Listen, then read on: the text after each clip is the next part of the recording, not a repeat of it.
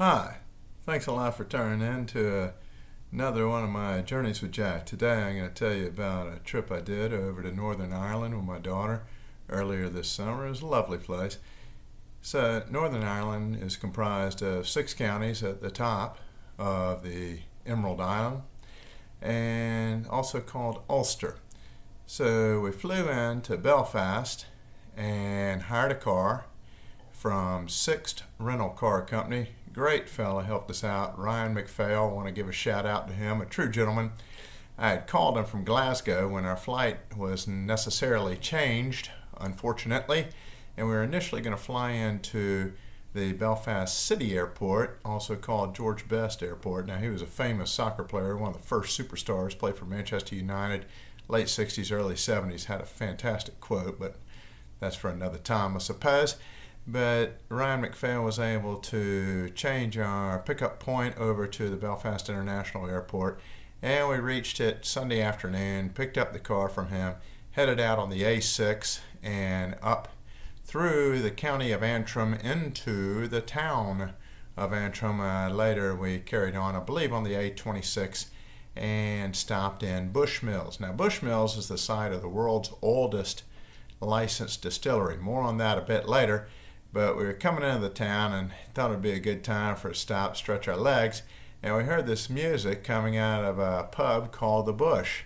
And so Sunday afternoon, about 4:30, my daughter and I popped in there, and it was something straight out of a movie, I suppose, maybe out of a travel film promoting an area. But they had this sing-along in the pub, and as we came in, we were given some instruments to play. I got a tambourine. I think my daughter might have gotten maracas or something like that.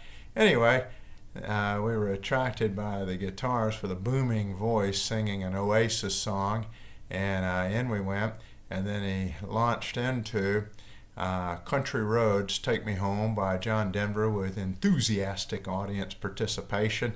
And later finding out we were American, he attempted Ray Charles, Georgia on my mind, when I told him our native state. So we were very fortunate also.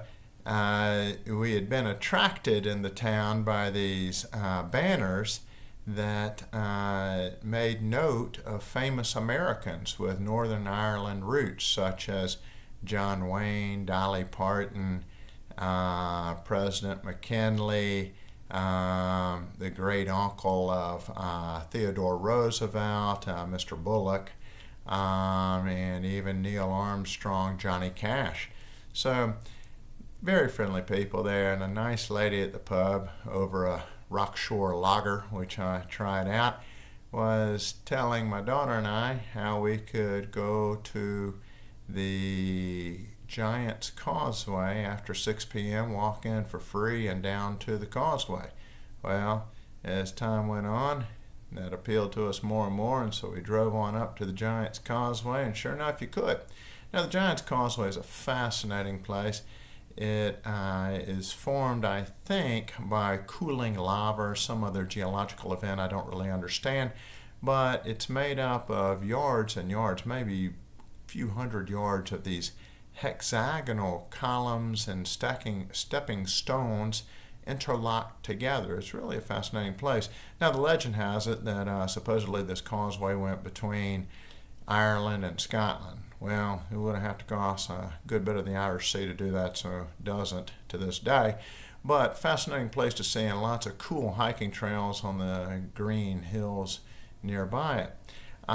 So subsequent to the Giant's Causeway, we went by the charming little fishing village of Ballintoy, which has been a site in the Game of Thrones TV show.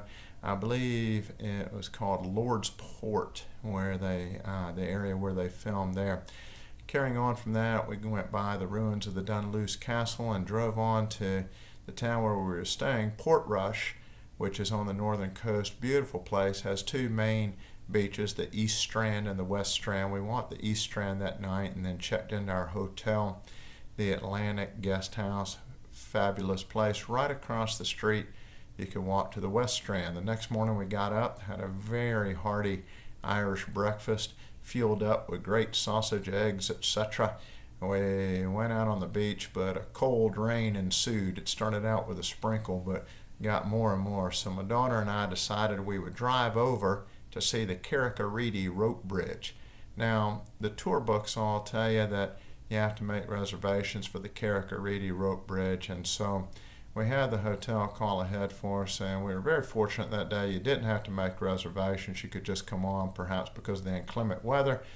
And so to drive over there, we had to pass back through the town of Bushmills, and we decided to stop and check out the world's oldest distillery. Now here's a little tourist tip for you. You can pay a pretty hefty amount of money to do a tour and a tasting at Bushmills, and there are many of these big tourist buses called coaches there. But we opted to take a few photographs of the buildings around it and go into the gift shop, which you can do free gratis. And then from there we headed on to the Carrickfergus Bridge. Now let me tell you about this bridge. This is fascinating. So probably a couple of hundred years ago, maybe longer, these fishermen built a rope bridge between the mainland out to this small island. Now to this day you have this bridge that's made of rope, wooden plank, and some steel cable. Now why'd they do this? Well, there's a bit of sea that runs in between the mainland and the island, and apparently some salmon and other fish would make a run through that area, and if they went over to the island, the fishermen found it was easier to put out nets and catch these fish. At least that's the story that was told. Fascinating place though, and there's still an old fisherman's hut there. Now I'm going to tell you, it's a little nervy walking across it, particularly in the rain as we did. So you're much better off looking straight ahead rather than down, because if you look down, it looks like to me it was I don't know, maybe 100-foot drop, maybe I exaggerate a wee bit, into the sea with roiling sea and rocks all around it. Pretty cool nonetheless. Glad we did it. So those of you who are in for a bit more adventure, there's a lot of hiking trails right around that area as well, like I described near the Giant's Causeway. So after Carrickfergus, we went on to the lovely little town of Ballycastle and had a great lunch. Ballycastle famous for fresh seafood, so we had some crab and shrimp, and my daughter had a seafood paella while we were there. It was delicious. We had a great time, and then carried on from there to another Game of Thrones site called the King's Road or King's Highway, I believe. More properly, it's called the Dark Hedges, but it's these massive beech trees lining this rural road in County Antrim that we were fortunate to see. And then subsequently went on back to Portrush, and we came in. You've got to go around this one-way street to get to the Atlantic Guest House Hotel. And so we came by the Portrush Yacht Club. Nice people there. Gave me this cool hat. You can see the insignia of the yacht club there. We'd sent a letter from my Savannah Yacht Club here in the States, and this hat, I know you're thinking, well, you went there in the summer, why'd you need a hat? Let me tell you, with all that rain, it was cold. It was probably about 40 degrees Fahrenheit, so I was happy to have the hat. And then we went next door to a very famous pub called the Harbor Bar. And in that pub, they had an autographed jersey by the aforementioned famous George Best, footballer, as they would say, soccer player, as we Americans might say, who was such a star for Manchester United in the ancient days, and is really, to this day, very, very well regarded as one of the favorite sons of Northern Ireland. Well, at the hotel, we had some fish and chips for dinner. I'm going to tell you, there's some great quick restaurants along that area of Portrush. The previous night we'd eaten some Apache Pizza, which is a chain in Ireland, Northern Ireland. I'd eaten Apache Pizza previously in Donegal, in Dublin on another trip. So anyhow, the next morning the sun was shining, beautiful day. We went down to the East Strand Beach and did a little bit of jogging, and I did a little bit of swimming. I was just thinking, I've got that backwards. I went to the West Strand Beach the sunny morning. Sorry about that, folks. But anyway, the West Strand goes on for, it seems like maybe a mile plus, with these lovely cliffs in the background. Lots of people out walking their dogs. Great place to run. and there's a really good swimming area between a commercial establishment called Arcadia with a little children's playground there, and it just kind of makes a little cove that has a elevated sandbar that you can kind of walk over to deeper water if you wish, or you can stay back on the more shallow side of the sandbar. I enjoyed taking a dip there, as did many other people. I stayed for quite a while until I became numb in the lower extremities, and then retreated back to the hotel. My daughter and I packed up the car, and off we went to drive ultimately to Donegal through Londonderry. So Londonderry, fascinating town, called Derry by most of the locals. It was a flashpoint of violence between Protestants and Catholics back in the 1970s. Things look a bit more calm now. A few provocative signs one might see, but it was very famous for a siege in the 1680s when King James II was trying to hold on to England and Ireland against the forces of William of Orange. Ultimately, the siege was broken by a ship coming down and ramming through a iron chain crossing the local river, and the inhabitants of Derry were provided with provisions. Well, the walls surrounding Derry date back to maybe the late 1500s, and these are probably the best preserved city walls in a good part of Europe, definitely in Ireland. So fascinating to see these, and you can walk the entire distance of the walls. Along the wall is a cathedral with an excellent movie about the siege and some of the history of the walls. Now, you can park for free just below the wall and walk up steps to the top of the wall. In many places, you get about an hour to 2 hours free parking, depending on the area that you choose. There's also restaurants, pubs, etc. for refreshment, meals along the way of the walls. And so we did. It took us about an hour and a half to make the circumference of the old city along the top of the wall. And then we drove onward to Donegal. Now we had to cross into Republic of Ireland to get to Donegal, and there's a few minor changes. Instead of seeing lots of Union Jack flags and maybe a red hand upright like this, that is the sign of the hand of Ulster, you would see instead the Republic of Ireland flags or green shamrocks or green flags along the way. You change from the use of British pounds to using the euro, and for me to go into Donegal, the tour company, the hire car company, the rental car company, charges you about £50 extra. Well, it was worth it. So in Donegal, great area, famous for Donegal tweed. I'm wearing a Donegal tweed jacket right now, so they raise a lot of sheep in the area, and so they have wool that's locally spun and weaved, and there's a great store right there in the heart of Donegal, McGee's department store, been around since the 1860s. So I went there and I bought this jacket, so I want to show it to you. This one is actually, I'm going to try to hold this up, hopefully you can see this through the camera, but this is the label that says McGee's, and it says hand woven, and it has the name of the actual weaver that did the work. So if you go to McGee's and you speak to the people at the store, they have an upstairs room that are previous styles that they had maybe for that season or the previous season, and you can get those at a substantial discount. It's well worthwhile. I did it. I think you would appreciate it as well. So also in Donegal, just a very quick walk from McGee's department store, is the Donegal Castle, very well preserved. It was a local gentry from that area that subsequently fled after one of the many conflicts that took place throughout the history of Ireland. It's a very well preserved castle, very easily toured, very small. You can do the whole thing in about 30 minutes, which is what we did. Then we carried on to go to Slieve League. Now Slieve League is a great, beautiful, massive collection of cliffs along the western coast of Ireland. we did about a 2-mile hike along these cliffs, and we took advantage of the fact that we were there in the summer and the sun didn't set until about 9:45 or so. Maybe I exaggerated a wee bit.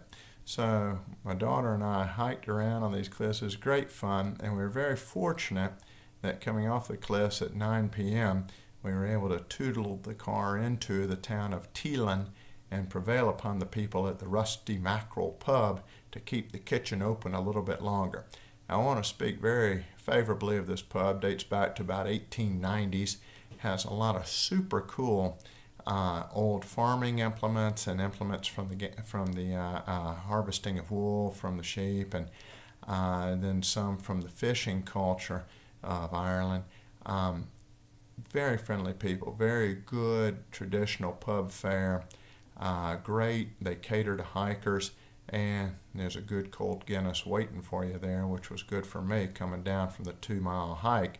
And trust me, that pizza that we had there has to rank up there with one of the best I've ever had in my life. So the next morning we got up, and we had predetermined that we would drive across the bottom of Northern Ireland over to see the burial place of St. Patrick in Down Patrick, Ireland, at the Cathedral Down in Down County. On the way, we crossed the border, were stopped by a policeman. He waved us through rather rapidly, probably noticed our American accents, and pushed us on our way.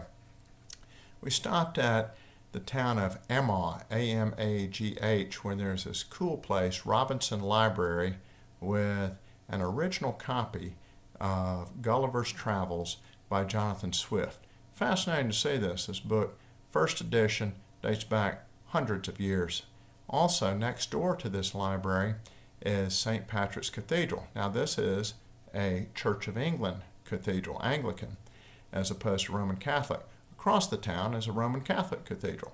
Now, this cathedral apparently was built on the site of a former church and another church, and dates back to AD 455 as a site of Christian worship, or so the docent told us. Fascinating, actually. So we carried on to Down Patrick, and this is where the GPS led us down. Unfortunately, it took us into a housing development when we were searching for the cathedral. So I went and tried the old tried and true method and went to the St. Patrick Museum Center and asked how I got to the cathedral, and the folks directed me. We were fortunate to get there before it closed at 4 p.m., and the docents, very nice people, and were willing to keep it open a bit, and were a wealth of information for us.